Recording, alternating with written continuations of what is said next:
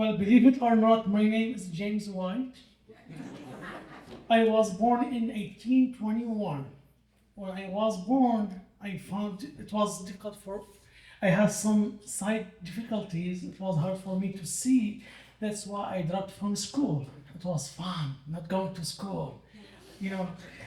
But when I was 19, as my health improved and I was able to see better, I went back to school, or I went to school. I was reading 18 hours a day. 18 hours a day. 12 weeks later, I got my first certificate to teach. Then another 17 weeks, I got another diploma to be able to teach, total of 29 weeks of educations, training, so to have my certificate to teach.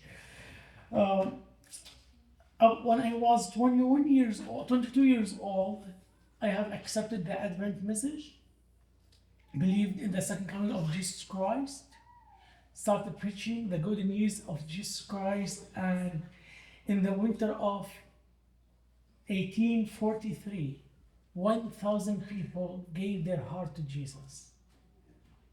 It was just a wonderful experience to see 1,000 people getting baptized, giving their heart to Jesus because of the message of the good news that He has given to me. 1 year before the Great Depression in 1843, I have acquainted Ellen Herman. I don't remember that so much until 1845, when I met her as a small group preparing the work for the Lord, studying the Bible, and in 1846 she finally said yes, and we got married. So married the love of my life, Ellen White, that we spent nearly 40 years together. A few years later, my dear wife Ellen have seen a vision that I should dedicate my time to publishing.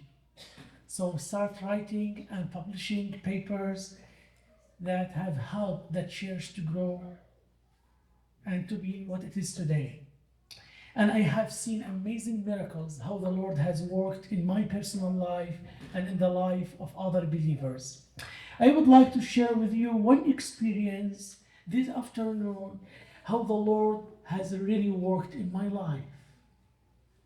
When we had no enough money, but we want to upgrade our printing equipments from nowhere, where I had only few pennies in my wallet, I made a vow to help and finance that ministry. No money I had. Then the Lord put on my heart that I remembered from a previous trip we made to Texas that mules are a version of donkeys and horses. You know, they are very known that they can work very hard.